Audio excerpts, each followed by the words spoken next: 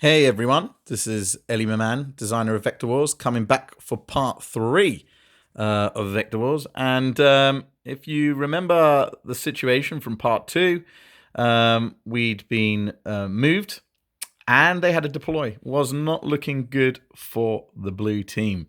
And at the moment, it looks as if the yellows are going to get their 5 credits, which will give them a big advantage because, as you can see, we start the game with 5 credits, which can be used to buy cards from the market.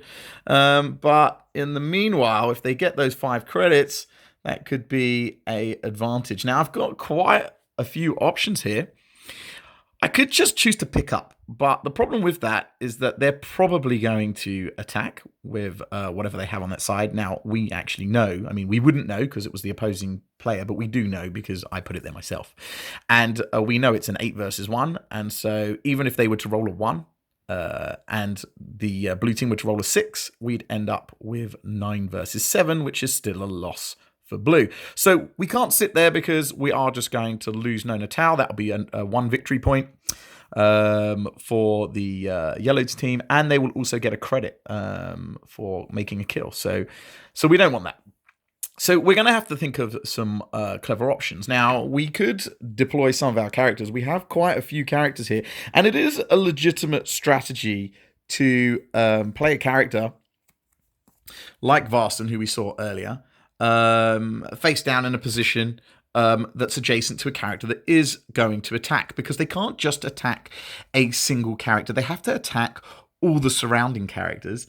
And also, one of the other rules in Vector Wars is you cannot flip and attack in the same turn. So we can try and bluff that something's going to be good here, or we could flip our character to try and get the free action on the other side, which will help boost, for those that don't remember, Varson gives us some 2 free fortification upgrades, and we can use that both on Nona Tau to help her out if we wanted, and also in Varson, but we'd be running a risk because obviously we have to roll 2 die for that, and we could end up with 2 1s. That'd be terrible news. So that's a dangerous strategy.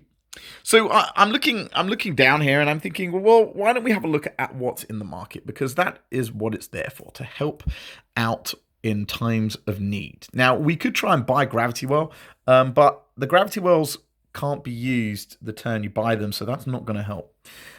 We've got a really great card here called Quantum Fluctuator, and what it does is it returns any 2 characters from the grid back to their owner's hand. And it's important that we have a look that it's a free action, because otherwise, if it's not a free action, it's going to take my action for the turn, and buying the card itself is an action, so what would happen is I wouldn't be able to play the card.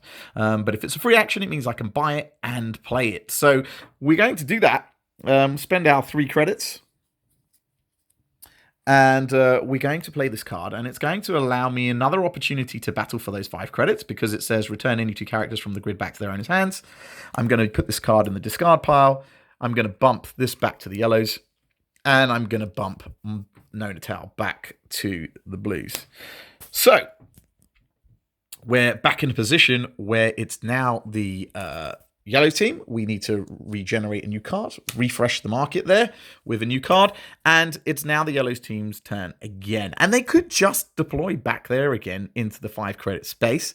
However, don't forget that Nona Tau could just rotate her down and push into the middle and then have an advantage on 2. And even if they were to put a 3rd in here, we would still win a double attack probably.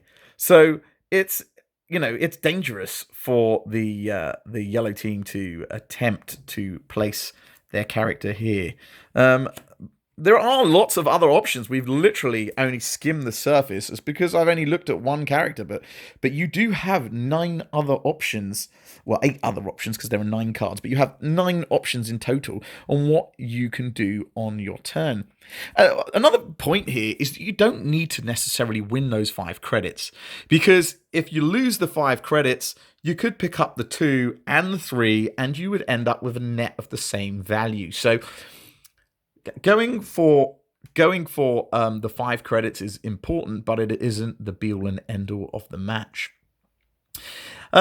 to find out what happens next, I suppose you're going to have to wait till the next episode. So thank you for sticking around for part 3, and I will see you again in part 4.